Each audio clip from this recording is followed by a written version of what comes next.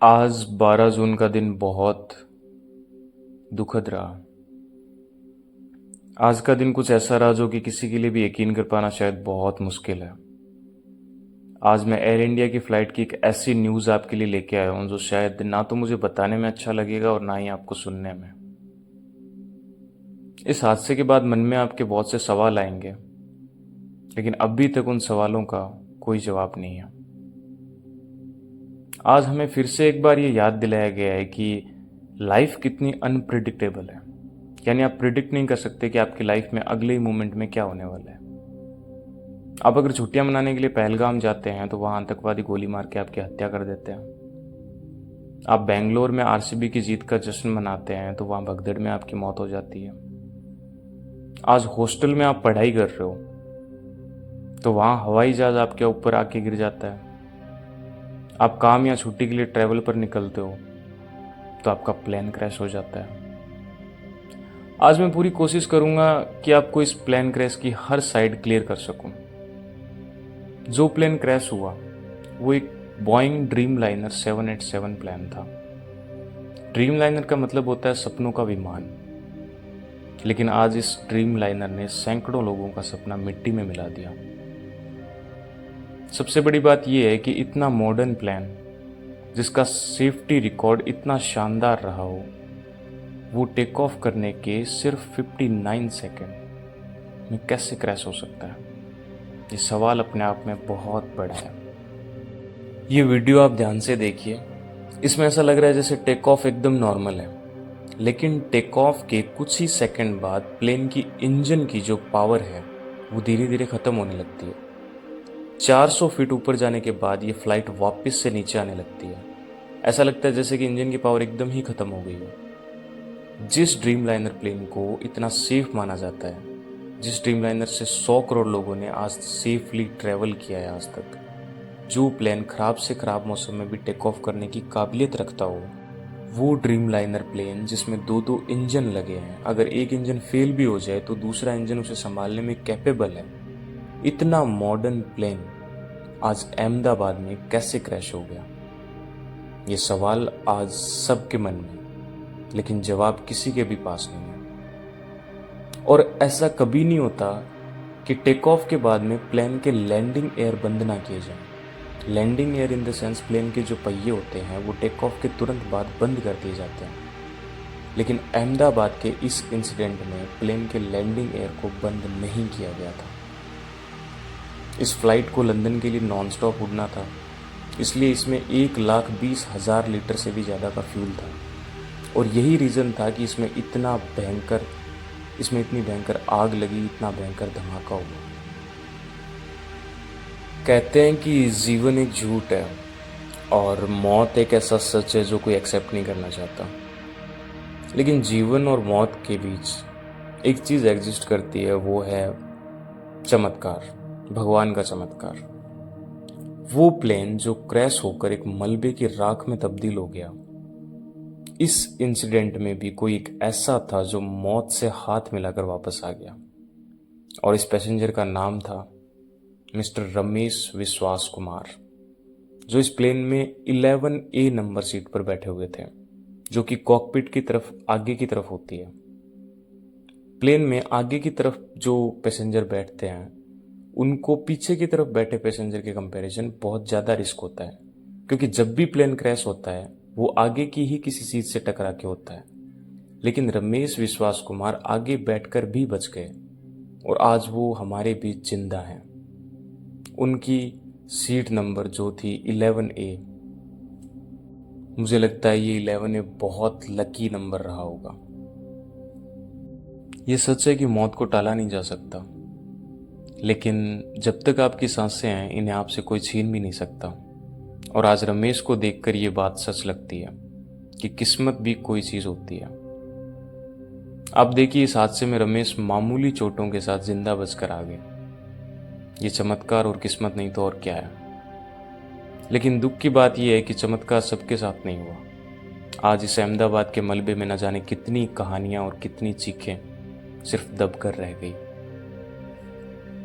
आज वो लोग खुद को बहुत लकी फील कर रहे होंगे जिन्होंने अपनी टिकट्स बनाकर भी कैंसिल कर दी थी, या फिर वक्त से एयरपोर्ट नहीं पहुंच पाए। अहमदाबाद की प्लेन क्रैश में 241 लोग झुलसे, लेकिन समूचा हिंदुस्तान डरा हुआ है। ये सिर्फ एक विमान दुर्घटना नहीं थी, ये देश की रगों में उतरता हुआ डर था। एक ऐसा डर जो अब हमें हर एयर टिकट के साथ मिलेगा। हर बार हमारी आत्मा पर दस्तक देकर ये सवाल पूछेगा कि क्या वो जली हुई लाशें, जो शायद अब एक आंकड़ा बन चुकी है, क्या वो हमारी भी हो सकती थी? जो परिवार जलकर राख हो गया, वो हमारा या हमारे अपनों का भी हो सकता था। और ये ख्याल आज पूरे हिंदुस्तान को डरा रहा है, और इस डर से भारत को बाहर आने में बहुत वक्त लगेगा। अहमदाबाद से लंदन जा रही फ्लाइट में जो कुछ भी हुआ, वो सिर्फ एक फ्लाइट में आग लगना नहीं था। ये आग उस हर भरोसे में लगी थी, हर उस सपने में लगी थी जो माँ अपने बच्चे से कहती है कि जा बेटा आराम से पहुंच जाना। अब वो सीट नंबर सिर्फ एक जले हुए टुकड़े हैं और कुछ नहीं। जो वीडियो सोशल मीडिया पर आए वो तस्वीर नहीं, वो खौफ है। वो पिघली हुई खिड़कियां, वो काले धुएं में लिपटी हुई लाशें, जो कुछ हमने उस घटना के बाद देखा, वो सब इतना खौफनाक है कि हमारी आंखें भी देखने से इनकार कर रही है। यकीन नहीं आता कोई फ़ोन पकड़े हुए गुड बाय इंडिया कह रहा है और वो उसके आखिरी शब्द बन गए। किसी की मुस्कुराती हुई सेल्फी उसकी मौत की तस्वीर बन गई। किसी ने अपने परिवार को जो अपना वीडियो भेजा था, वो वीडियो अब उसकी याद में पूरा परिवार देखेगा। वो गुजरात के सीएम जो अपनी पत्नी और बेटी से मिलने के लिए पहुंचे थे, अब वो उनकी यादों में रह जाएंगे। वो 21 साल की खुशबू जो अपने पति से मिलने जा रही थी, वो अब तस्वीरों का हिस्सा बन जाएगी। ऐसी अनगिनत कहानियाँ। किसी की जेब से जली हुई चूड़ी मिल रही है, किसी के पास अधजली तस्वीर है। सब ऐसे हैं कि उनको पहचानना मुमकिन नहीं है, मानो मौत ने रिश्ते से पहचान भी चुरा ली है। अब तो डीएनए टेस्ट से पता चलेगा कि कौन सी लाश किसकी है। और इसीलिए मैं कह रहा हूँ कि ये सिर्फ एक फ्लाइट क्रैश नहीं, बल्कि भारत की रगों में उतरता हुआ डर है। वो डर जो अब शायद हमें सुकून से सोने भी नहीं देगा। हम जब सफ़र करने जाएंगे हमें डर लगेगा। जब कोई कहेगा हैव अ सेफ जर्नी, तो वो हमें परेशान करेगा।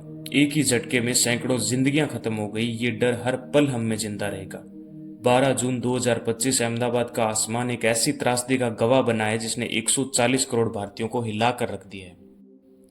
169 भारतीय, 53 ब्रिटिश, 7 पुर्तगाली, 1 कैनेडियन और 11 बच्चों के साथ 2 नवजात सपनों, उम्मीदों और अपनों से मिलने की चाह में प्लेन में चढ़े थे, लेकिन किसे पता था कि उनका ये सफर जिंदगी का आखिरी सफर बन जाएगा। ये क्रैश जिस प्लेन में हुआ उसका नाम AI-171 था, जो कि गुजरात के अहमदाबाद से लंदन के गैटविक एयरपोर्ट के लिए आज दोपहर 1:38 पर रवाना हुआ था। नॉन स्टॉप फ्लाइट थी जिसे आज रात 11 बजे लंदन पहुंचना था। इसमें 242 लोग मौजूद थे, जिसमें 230 पैसेंजर थे और 12 लोगों का क्रू स्टाफ था, जिसमें 2 पायलट थे। दोपहर 1:38 पर जब फ्लाइट ने टेक ऑफ किया, टेक ऑफ के तुरंत बाद फ्लाइट ने एयर ट्रैफिक कंट्रोलर को मेडे कॉल दी।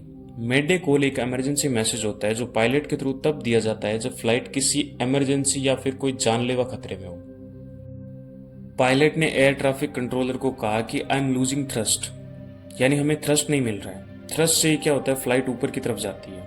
इसी बीच जमीन से 425 फीट की ऊंचाई पर उनका संपर्क टूट गया और थ्रस्ट ना मिलने से फ्लाइट अनबैलेंस्ड हुई और कुछ ही सेकंड में फ्लाइट एयरपोर्ट की सीमा से बाहर एक रिहायशी इलाके में जाकर गिर गई। अहमदाबाद में जो प्लेन क्रैश हुई वो बोइंग नाम की एक कंपनी के थ्रू मैन्युफैक्चर्ड थी, यानी बोइंग ने ही उसे बनाया था। अगर हम बोइंग के फ्लाइट्स की हिस्ट्री देखें तो 10 जनवरी 2025 को बोइंग 787 में गंभीर समस्या आई थी। ये फ्लाइट दोहा से डेनमार्क जा रही थी। उड़ान के समय हवा में ही फ्लाइट अचानक से 3000 पर मिनट की स्पीड से 850 फीट तक नीचे गिरी, लेकिन शुक्र ये रहा कि टाइम से सिचुएशन संभल गई और कोई बड़ा हादसा नहीं हुआ। यानी स्टॉल की सिचुएशन और थ्रस्ट का ना मिलना बोइंग 787 के लिए कोई नई बात नहीं है। इसके अलावा बोइंग अपनी घटिया बैटरियों के लिए भी बहुत विवादों में रह चुका है। साल 2013 में बोइंग 787 में घटिया बैटरी यूज करने के आरोप लगे थे। बोइंग 787 में यूज हो रही बैटरीज में ओवर हीटिंग और आग लगने की समस्या आ रही थी। इससे बड़े हादसों की पॉसिबिलिटीज थी, इसलिए 3 महीनों तक बोइंग 787 को सस्पेंड भी किया गया था।